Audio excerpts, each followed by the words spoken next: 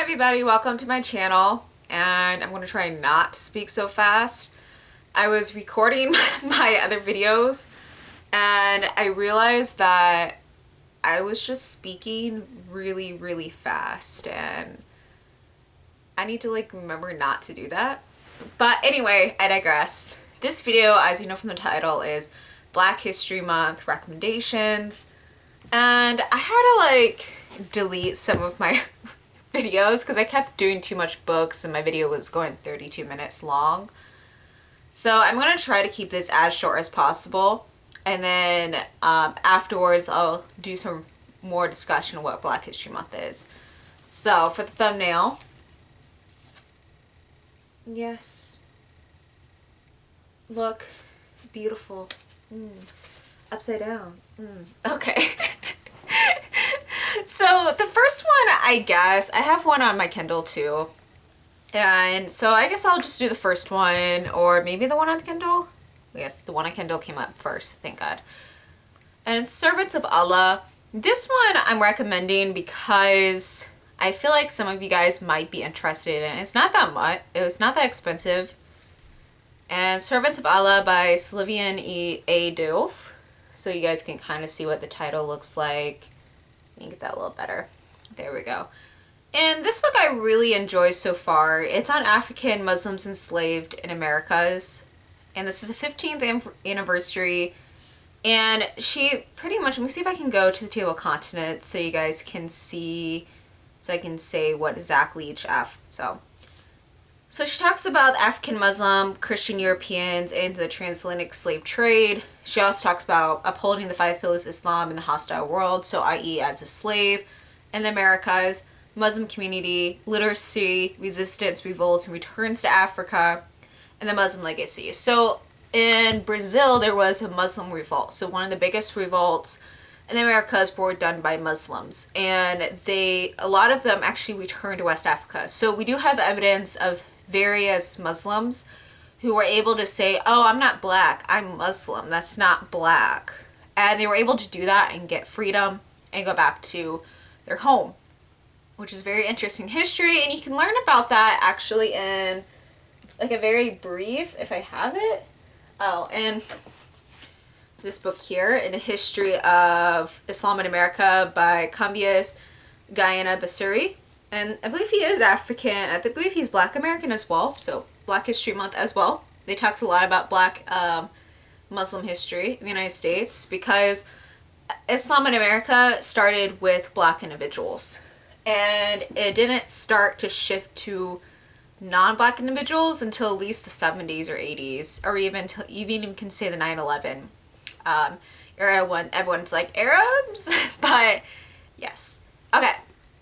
So next is The Wedge of Earth by Frantz Fanon. And he is one of the biggest writers of neocolonialism. His book, Black Skin, White Mask, was very popular last summer, 2020 summer. But he used to write about neocolonialism because he worked in Algeria. He was from the Caribbean, went to school in France, ended up hating, he really hated Americans, and it's sad that he died in an American hospital. But this book is honestly just about colonialism. It's really about has a lot to do with the Algerian Revolution, but it's also about colonialism because the Caribbean was also colonized. And so it's kind of really complex information here, and I love it. And it's very vital for any type of research you do. Okay, so I have Njinga of Angola, Africa's Warrior Queen. Beautiful. Just pause it. Pause it. Okay, besides that, this book is, like it said, it's on Njinga. I'm probably mispronouncing her name. Njinga Nhinga. I hate the letter J because it's either pronounced with an H or a J, and everyone's like, no, what's with a J? And I do the same thing so in Bangla, when I'm learning Bangla, the J is, you pronounce the J, you don't pronounce it with a H, and I'm like, the floor is a Mejhe, and I'm always like, Mehe? Meha? And I'm like, no, pronounce the J. It's confusing. So I actually picked this up because as a kid, there was these Princess Diaries series. I do have one of them, but I'm not going to get up and grab it.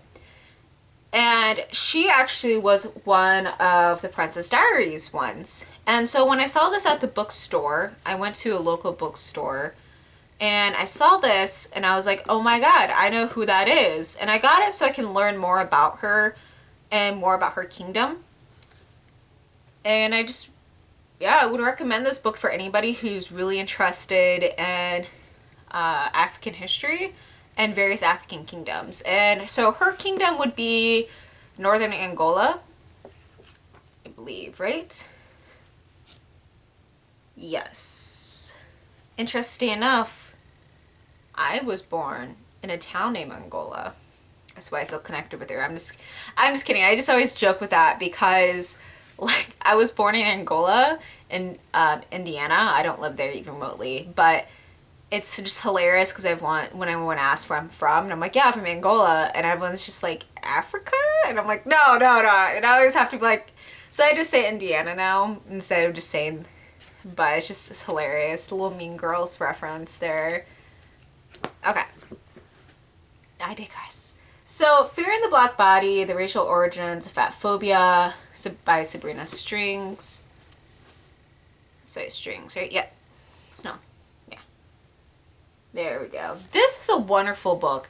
She's talking about how Black women are represented in art forms and how fat phobia is represented. It stemmed from the fear of the Black body. And what I really love, she goes from the Renaissance and she starts showing these beautiful artworks and she starts showing how the Black female body was degraded and how the form was degraded. The stuff that you never really think about. And she starts describing what race theory is, and she starts showing how that started to connect into the 1800s with women's bodies and white women's bodies, and how this race theory really degraded the Black body, and also started talking about fat phobia and etc. So it's a really interesting book. Highly recommend this. This is one I'm always like, you have to read. Okay. This one is Madam President by Helen Cooper, or The Extraordinary Life of Ellen Johnson Sirleaf. So this woman, this president, some people like and some people don't. So it's kind of like every other leader in the world. Okay, she wasn't that bad of a person. She didn't like create genocide. So I guess. So, Ellen Johnson Sirleaf won the 2005 Liberian presidential election, and she demolished a barrier few with the possibility of defying centuries of patriarchal rule. Sirleaf evolved from an ordinary Liberian mother of 4 boys to international banking executive, and from post-war president to a Nobel Peace Prize winner. Her life is filled with inedible stories, etc. So, the reason I picked this up is because I really wanted to know more about Liberia, because I never really knew about it. But the reason I feel like this is perfect for Black History Month, is because the country Liberia is the most interesting country. It's not the most interesting country. Its history is very interesting. Liberia could be considered arguably a Black American colonial country. And when I say that is what happened is this country actually was established by Black Americans, not by Africans themselves. So that's what's very interesting about this country. And I really wanted to know more about this country. That's all I really knew about it. So I figured if I picked up this book, I would know more about Liberia, and I was hoping they would talk more about Liberian history. And so that's just a few of my recommendations for everybody. There's so many different other types of recommendations out there that I could have done. And I was really trying to get this video not to be too long, not to be 32 minutes. I obviously have lots more books behind me that I could have done and that I was trying to add in my video, and I realized it was too long. However, I would like to say that there are a few booktubers that I like, and I'm just going to name about 3, and I and just recommend a few more on my channel that in the down below in the description that aren't technically related to booktube, because I don't follow a lot of booktubers, so that's one of the issues. So one is Reading Woman. She does a lot of black novels, black nonfiction, and black fiction. She does a lot more black fiction, I believe. Just all the videos I watch happen to be black fiction. Highly recommend her videos. She does a lot of discussions as well with her books, so highly recommend. Another one is Ghost Reader. I really like his work as well. He does nonfiction, and the reason I like him, I found him, is because he reads similar nonfiction as me. As someone who obviously likes nonfiction, it's exciting when someone else reads nonfiction, so it's always nice. And there's so many others that I can't name, but I'm going to have to put in the description after this video. Some other non-booktubers are Mint Fairy. I love her channel because I like fairies, so I love having someone talk about fairies. You know, I feel like, obviously I'm not having a conversation, but she's one of the people I feel comfortable commenting in the comment section, and I just like her channel. And there's another one is Nanaaba's Kitchen. She is Ghanaian. I believe she might live in the United States or Canada. I can never tell if someone's Canadian or American. And she just does videos on Ghanaian cooking, but also West African recipes. And I love her channel because it's super easy to follow. And her recipes I've never failed at. They're always perfect. And I learned how to cook a great peanut stew by watching her. And those are just some few. And before I conclude this video, a lot of you are probably thinking, what is Black History Month? Black History Month is celebrating Black history in the month of February. The reason it's in the month of February for the United States and Canada is because in the United States, Abraham Lincoln's birthday is here, and we have the proclamation which freed the slaves. And then we also have Frederick Douglass's, we also have Frederick Douglass, his birthday is in February. And surprisingly, a few other prominent Black thinkers died in February, like Malcolm X died in February. February just is a month of births and deaths of famous Black individuals for some reason. But that's kind of why it was people originally celebrated Frederick Douglass's birthday and Abraham Lincoln's birthday during this time period. So just kind of one of those things that naturally evolved to be a Black History Month.